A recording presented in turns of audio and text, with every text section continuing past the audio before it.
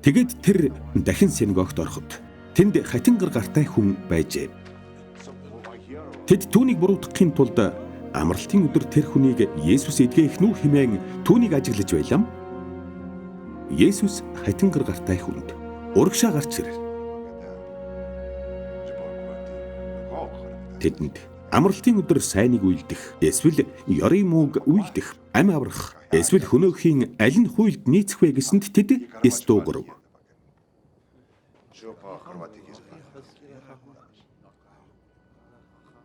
Есүс ууртайгаар тэднийг тойрволон харснаа. Зүрхнийх нь хатууд харамсаж тэр хүнд гараа сунг гэв. Тэр гараа сунгасанд гар нь идэгсэн байлаа.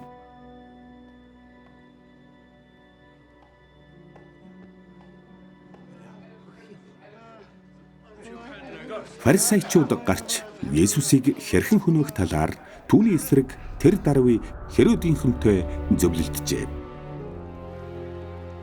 Есүс шавнарынхаа хамт нуурын зүг цаашлав.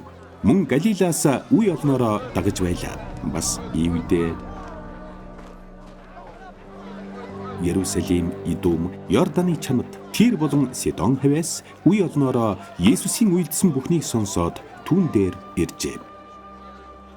Хурсан олонд бүчүүлэхгүй тулд зав бэлэн байлгахыг шавнартаа тэр даалгав. Есүс олныг эдгээсэн тул өвчнөд шаналгасад бүгд түүнд гар хүрэх гэж дайрч байлаа.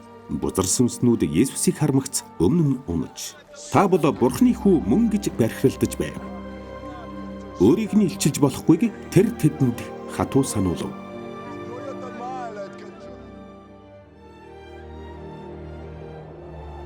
Есүс уул уйд гарч хүссэн хүмүүсээ дуудахад тэд түүн дээр иржээ. Есүс 12-ыг томилон илч хинээсэн нь тэднийг өөртөөгөө хамт байлгаж тунхаглуулахаар илгээх. Чөтгөрүүдийг зайлуулах эрх мэдэлтэй байлгахын тулд байлаа.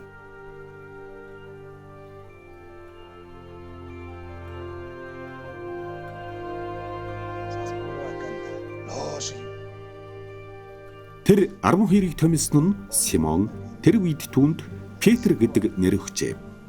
Зебедийн хүү Яаков, Яаковын дүү Йохан, тэр тэдэнд аянгийн хөвгүүд гэсэн утгатай Боннергес гэдэг нэр өгчээ. Андрэ, Филипп, Бартоломай, Матай, Томас, Алфайн хүү Яаков, Таддай, Канаан хүн Симон, Есүсээс урвсан Искариотын Иудас нар байлаа.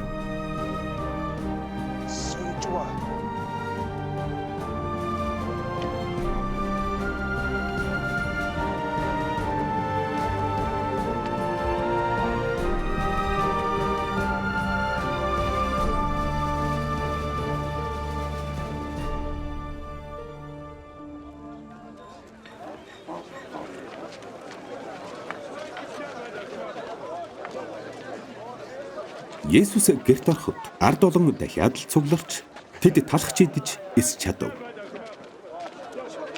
Тэр ухаан мэдэрлээ алджээ гэж тэд ярьсан тул хамаатнууд нь үүнийг сонсоод Есүсийг авчрахаар яв.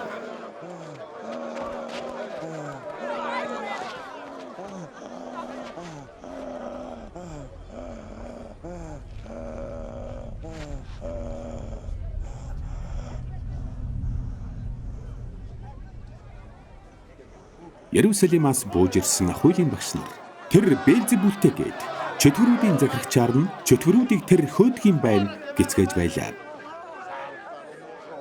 Тэр тэднийг дуудаж сургаалт эзэрлэлээр тэдэнд айлдан, "Сатан яаж сатанаа зайлуулж чадах вүлэм?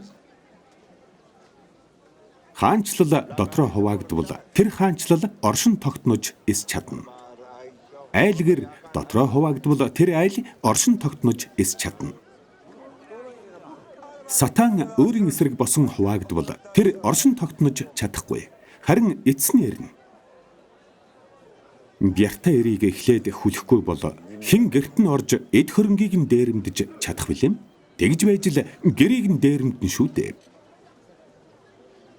Үннээр би та нарт хэлье. Хүний хөвгүүдийн нүгэл тэднийг доромжлох гүтгэлэг бүгд уучлагдана.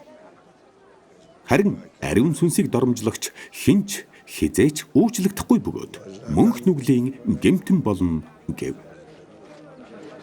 Учир нь тэд Есүс бузар сүнстэй гэж ярьсан юм.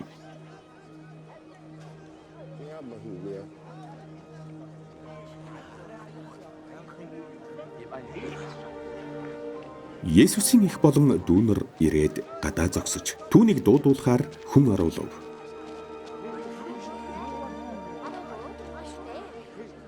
Есүсийг ард олон тойрон сууж байлаа. Тэд түүнд хараач их дүүнэр таныг асуугаад гадаа байж байна.